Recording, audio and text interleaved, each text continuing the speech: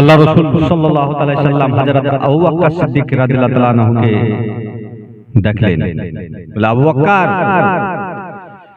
যাও, এই অঙ্গুঠিটি নিয়ে যাও, স্বর্ণকারের দোকান থেকে অঙ্গুঠির উপরে লা ইলাহা ইল্লাল্লাহ লিখে নিয়ে আসো। আবু বকর সিদ্দিক রাদিয়াল্লাহু তাআলা আনহু সেই অঙ্গুঠিটাকে নেওয়ার পর চলতে শুরু করলেন। রাস্তাতে চলছেন আর চিন্তা করছেন যে নবীর সঙ্গে আল্লাহর নাম জড়িত আছে, জান্নাতে আল্লাহর সঙ্গে নবীর নাম জড়িত আছে, জান্নাতের চৌকাঠে আল্লাহর নামের সঙ্গে নবীর নাম জড়িত আছে, আল্লাহর রব্বুল আলামিনের নামের সঙ্গে জান্নাতের দরওয়াজাতে নবীর নাম জড়িত আছে, আসমানে আল্লাহর নামের সঙ্গে নবীর নাম জড়িত আছে, কোরআনে আল্লাহর সঙ্গে নবীর নাম জড়িত আছে রব্বুল আলামিন। আপনার হাবিব আমাকে বললেন লা ইলাহা ইল্লাল্লাহ লিখে নিয়ে আসতে। আমার পক্ষে এটা সম্ভব না যে শুধু আমি লা ইলাহা ইল্লাল্লাহ লিখে নিব, আমি তো মুহাম্মদুর রাসূলুল্লাহ সাল্লাল্লাহু তাআলা আলাইহি সাল্লাম লিখতে বলো সুবহানাল্লাহ।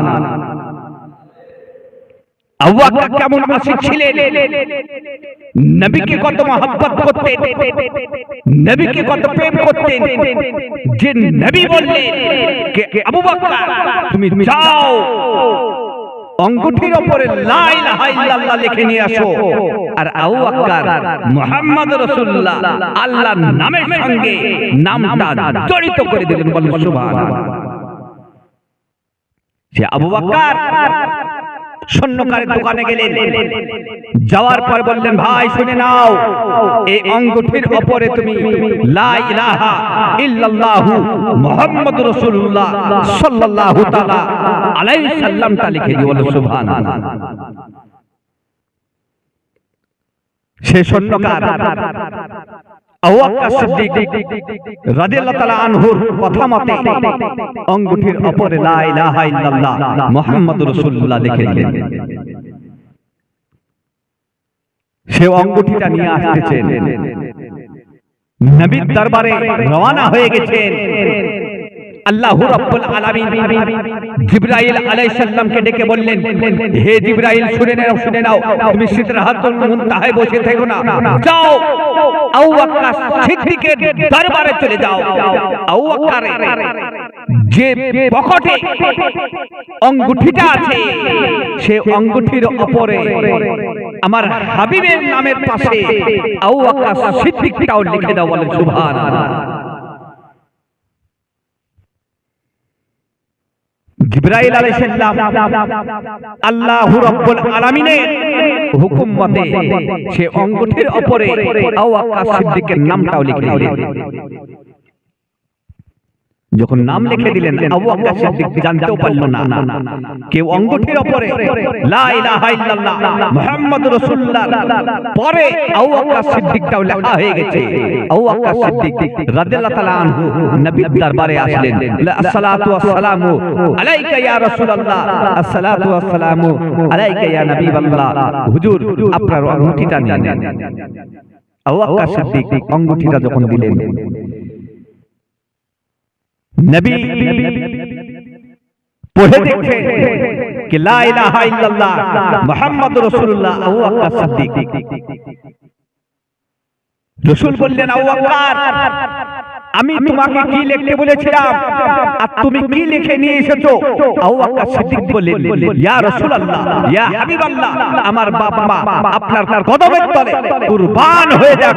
ইয়া রাসূলুল্লাহ আপনি আমাকে লা ইলাহা ইল্লাল্লাহ লিখে নিয়ে আসতে বলেছিলেন, কিন্তু আমার দ্বারাতে এটা সম্ভব হলো না, কেন প্রত্যেকটা জায়গাতে আল্লাহর নামের সঙ্গে আপনার নামটা জড়িত আছে, জান্নাতে আপনার নাম আল্লাহর নামের সঙ্গে আপনার নাম জড়িত আছে, জান্নাতে জালানায় আপনার নামের সঙ্গে আল্লাহর নাম জড়িত আছে, জান্নাতে দরওয়াজায় আল্লাহর নামের সঙ্গে আপনার নাম জড়িত আছে, আসমানে আল্লাহর নামের সঙ্গে আপনার নাম জড়িত আছে। আছে, জমিনের বুকে আল্লাহর নামের সঙ্গে আপনার নাম জড়িত আছে, কুরআনে আল্লাহর নামের সঙ্গে আপনার নাম জড়িত আছে, হাদিসে আল্লাহর নামের সঙ্গে আপনার নাম জড়িত আছে।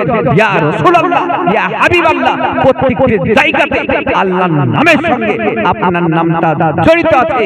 ইয়া রাসূলুল্লাহ, আমার পক্ষে সম্ভব হলো না যে আপনার নামটাকে আলাদা আল্লাহর নাম থেকে আমি আলাদা করে দেব। তাই ইয়া রাসূলুল্লাহ, ইয়া হাবিবাল্লাহ, আপনার নামটা আমি বসিয়ে দিয়েছি। আপনার নামই আমার নবী, সারা কায়নাতের নবী বললেন, হে আবু বকর শুনে নাও, শুনে নাও, এটা তো ঠিকই আছে, কিন্তু তোমার নাম অঙ্গুঠির উপরে কিভাবে আসলো? আবু বকর বললেন, ইয়া রাসূলুল্লাহ, ইয়া হাবিবাল্লাহ, খোদার কসম কেটে বলি, আমার নামটা আমি কিন্তু অঙ্গুঠির উপরে বসাইনি। ইয়া রাসূলুল্লাহ, কিভাবে বসেছে, কিভাবে আমার নামটা আপনার নামের পাশে কিভাবে লিখেছে, কে লিখেছে, আমার কিছুই জানা নাই। ইয়া রাসূলুল্লাহ, আমি কিন্তু জানি না। সঙ্গে সঙ্গে আল্লাহু রাব্বুল আলামিন জিবরাইলকে বললেন, হে জিবরাইল, যাও যাও, আমার বন্ধুর কাছে চলে যাও, আমার হাবিবের দরবারে চলে যাও, আমার রাসূলুল্লাহর দরবারে চলে যাও, যে বলে দাও আমি আল্লাহ আবু বকর নামটাকে আপনার নামে আল্লাহু রাব্বুল আলামিন হুকুম দিয়েছিলেন জিবরাইলকে বসানোর জন্য। তাই জিবরাইল আলাইহিস সালাম বসিয়ে দিয়েছে। এই খবরটা আমার হাবিবকে জানিয়ে দাও। কেন বসালছে? এই কারণে আবু বকর সিদ্দিক আপনাকে মহব্বত করে, আবু বকর সিদ্দিক আপনার সঙ্গে ভালোবাসে, আবু বকর সিদ্দিক আপনার ইত্তেবা করে। এই কারণে আল্লাহু রাব্বুল আলামিন আবু বকরকে ভালোবেসে আপনার নাম থেকেও আবু বকর নামটাকে আলাদা করেনি। যাও জিবরাইল, আমার হাবিবকে বলে দাও। জিবরাইল আলাইহিস সালাম নবীর দরবারে আসলেন, আসার পর সালাম দিলেন, আসসালাতু ওয়াসসালামু আলাইকা ইয়া রাসূলুল্লাহ, আসসালাতু ওয়াসসালামু আলাইকা ইয়া হাবিবাল্লাহ। আমার হাবিব সালামের উত্তরটা দিলেন, দেওয়ার পর বলছেন, হে জিবরাইল, বলো বলো কি সমাচার, কি সমাচার নিয়ে এসেছো?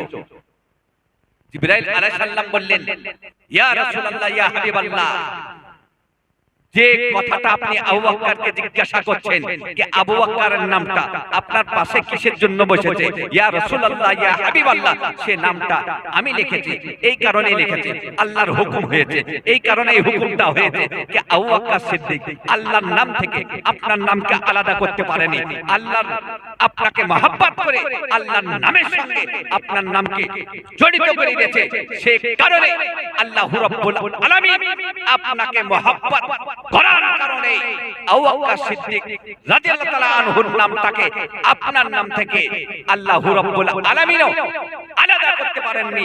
এই কারণে আপনার নামের সঙ্গে আবু বকরের নামটাকে জড়িত করে দিয়েছে। বলেন সুবহানাল্লাহ।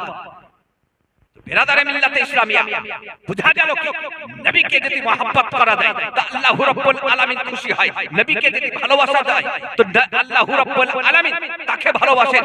নবীকে যদি মহব্বত করা যায় তা আল্লাহু রাব্বুল আলামিন তাকে মহব্বত করবে। নবীর যদি ইত্তেবা করা যায় তা আল্লাহু রাব্বুল আলামিন তাকে ভালোবাসবেন।